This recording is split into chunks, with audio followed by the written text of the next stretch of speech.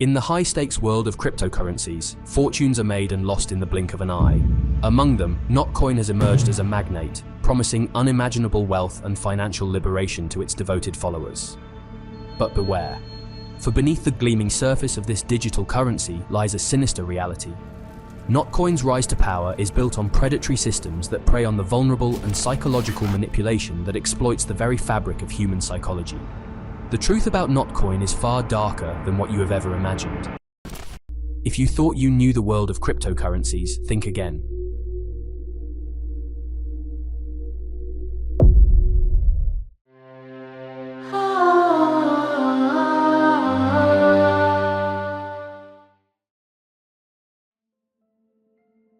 Telegram, a messaging app known for its commitment to privacy and security, was experiencing a rapid rise in its monthly active users.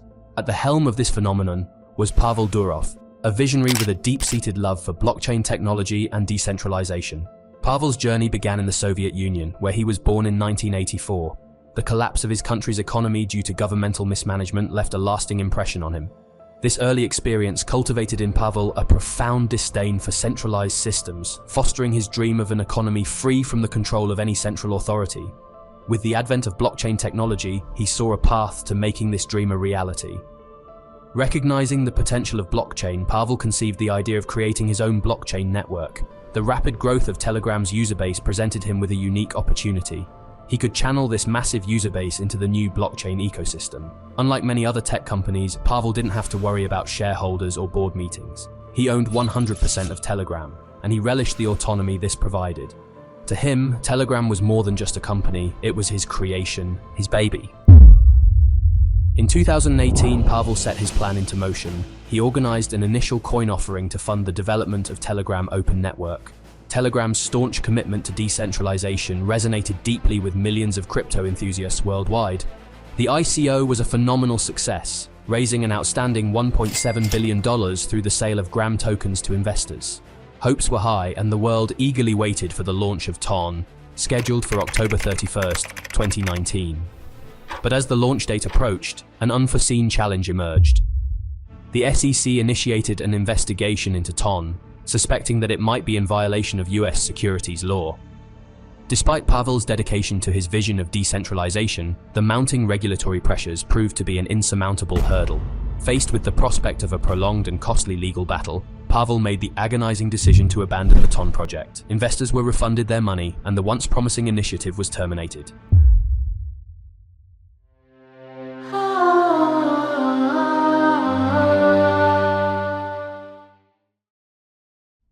Some years after the TON project was abandoned, Pavel Durov and a team of dedicated open-source developers breathed new life into it. They rebranded the effort as the Open Network, from its former name Telegram Open Network. Durov believed that the original branding had contributed to the project's downfall. The name Telegram had misled investors into thinking that the messaging app held an excessive share of the token, Gram, causing concerns about centralization in what was supposed to be a decentralized ecosystem. Alongside the new name, the token was rebranded from Gram to Toncoin. The TON testnet launched in January 2018, but despite the initial excitement, the mainnet faced numerous delays, finally going live in 2022. Yet enthusiasm for the TON blockchain didn't flourish as hoped. The specter of the previous project's failure loomed large, breeding FUD among investors. Many were wary of losing their money again. Moreover, Durov had counted on Telegram's massive user base to drive TON's adoption. He soon realized that most Telegram users were entrenched in Web 2 and found the concept of blockchain technology perplexing and obscure. Durov was convinced that Telegram users valued the app for its privacy and resistance to government interference. The challenge was how to onboard these users to TON without requiring them to grasp the complexities of blockchain technology. Durov had a revelation. The simplest and most effective way to engage Telegram's user base with TON was through gaming. Thus began the journey of Notcoin. The venture was spearheaded not only by Durov, but also by key figures like Sasha Plotvinov, the founder of OpenBuilder and TONstarter, and Sam Altman, the CEO of OpenAI and the founder of WorldCoin. Together, they conceived the idea of creating a mini-game app integrated directly with Telegram, utilizing the TON blockchain. This integration was designed to be seamless, making it so that users could enjoy the game without needing to understand the underlying technology. However, the story of Notcoin would soon take a darker turn. What began as a well-intentioned effort to simplify blockchain adoption through gaming quickly spiraled into something far more complex and sinister.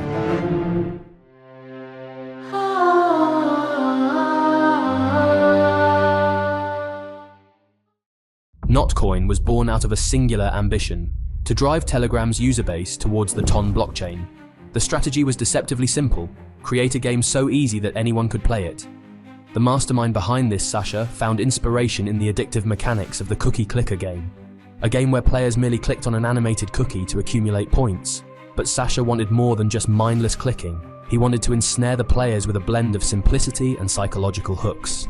Upon launching the Notcoin mini-app for the first time, users were greeted with 3,000 Notcoins, a generous starter fund. Each tap on the large animated Notcoin, known as the clicker, yielded 1 Notcoin. This straightforward mechanic was designed to draw players in, offering an immediate sense of reward. To keep the game from spiraling out of control, Sasha implemented an energy bar, reminiscent of the cookie meter in Cookie Clicker game. This energy bar limited the number of taps a user could make per session, thereby regulating the minting of Notcoins. Initially, users were given 1,000 energy units, and the marketplace, known as Boost, offered numerous upgrades. Players could change the clicker's appearance, increase the Notcoin yield per tap, expand the energy bar's capacity, or even install a tap bot to keep the clicks coming while they were offline. Daily boosts were another layer of the game's design, ensuring players returned day after day. The Turbo Booster, which increased the coin yield per click for a limited time, and the Full Energy Booster, which instantly refilled the energy bar, were key features. These boosts could each be used 3 times a day by bypassing the usual cooldown periods, keeping players engaged. But Notcoin wasn't just a clone of Cookie Clicker. It had features that elevated it beyond a simple idle game. The introduction of leaderboards allowed users to track their progress and compare it with others. This competitive element drove players to keep clicking, spurred on by the desire to surpass their peers. The Earn feature added a more dynamic aspect to the game. Users could complete various tasks to earn Notcoins, and this feature quickly became the primary source of earnings for many players. The simple act of tapping was now just one of many ways to accumulate wealth in the game. To further spread Notcoin's reach, a referral system was introduced. Players were incentivized to bring in new users with the promise of rewards, creating a viral loop that expanded the game's user base exponentially. Telegram added its own twist with quests for verified users. Premium members were given special tasks and substantial Notcoin rewards, enhancing their status and capabilities within the game.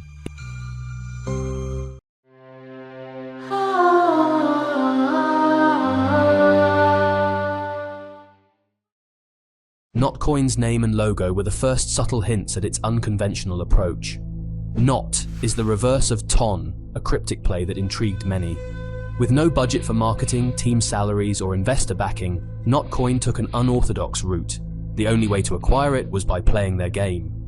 This decision to distribute 100% of Notcoin to the community through gameplay was revolutionary. It bypassed traditional advertising and pre-sales, making participants feel directly invested in the currency's success. The community saw this as a noble and inclusive approach, bolstering their enthusiasm and commitment. However, the darkest psychological tactic employed by Notcoin was encapsulated in the phrase, "probably nothing." When co-founder Sasha was asked in an interview why Notcoin often used this phrase, his response was disarmingly simple: "We just decided, all right, we're not trying to convince you, it's probably nothing." This nonchalant dismissal was in reality a calculated maneuver based on deep psychological principles. This tactic taps into a well-documented psychological phenomenon known as reactance theory. Developed by psychologists Jack Brame, reactance theory posits that when people perceive their freedom to choose is being restricted, they experience a motivational state to regain that freedom.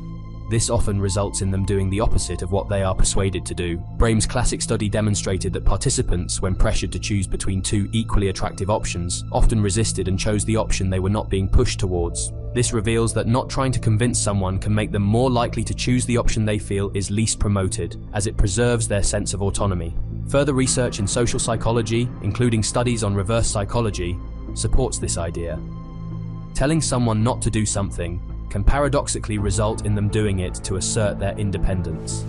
A study by Bushman and Stack in 1996 titled "Forbidden Fruit versus Tainted Fruit" effects of warning labels on attraction to television violence illustrates this effect vividly. They found that warning labels on violent TV programs, intended to dissuade viewers, actually increase the desire to watch these programs, particularly among those with high reactance. This study underscores how reducing pressure or not offering incentives can sometimes be more effective in influencing behavior. Notcoin's use of probably nothing was a masterstroke of reverse psychology. By seemingly downplaying the project's importance, they triggered a psychological reactance among potential users. People didn't feel coerced or manipulated. Instead, they felt a sense of curiosity and defiance, leading them to explore and ultimately invest in Notcoin. This clever manipulation of human psychology helped Notcoin build a devoted community, driving its popularity without traditional marketing tactics.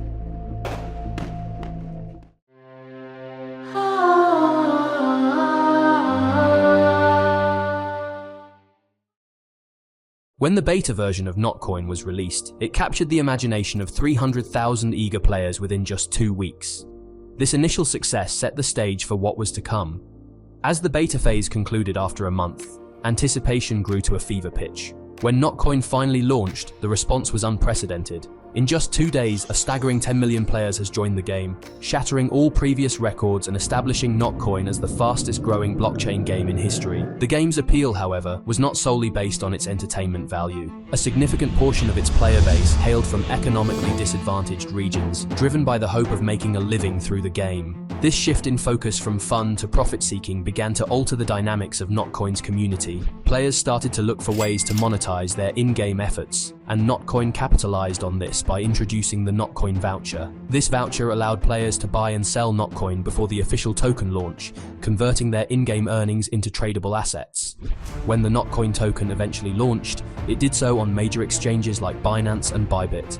Its launch on these Tier 1 platforms caused the token's price to surge, catapulting Notcoin's market capitalization to over $2 billion. This success story, however, had a dark side. The mainstream success of Notcoin sparked a wave of imitations, with other crypto projects mimicking its model. Unfortunately, many of these new ventures employed dubious tactics to exploit vulnerable individuals, promising wealth and prosperity while often delivering little more than disappointment and financial hardship. Despite its early triumphs, Notcoin became tainted by these dark aspects. The game that once promised fun and financial opportunity became a cautionary tale of exploitation and the perils of unchecked ambition in the volatile world of blockchain gaming. Thank you so much for watching to the end. These things take quite a few sleepless nights to research, script, and edit, and you can't imagine how much we truly appreciate your support. If you enjoyed this video, please hit the like button, and if you disliked it, comment down below and let me know your reasons why. Our goal on this channel is to create entertaining documentary-style videos on blockchain businesses and magnates in the space. If that sounds like something you'll be interested in, hit the subscribe button and the notification bell. All that's been said, I suggest you watch The Insane History of Bitcoin. It's the best video to watch after this. I'll see you there in a second. Stay great, magnates.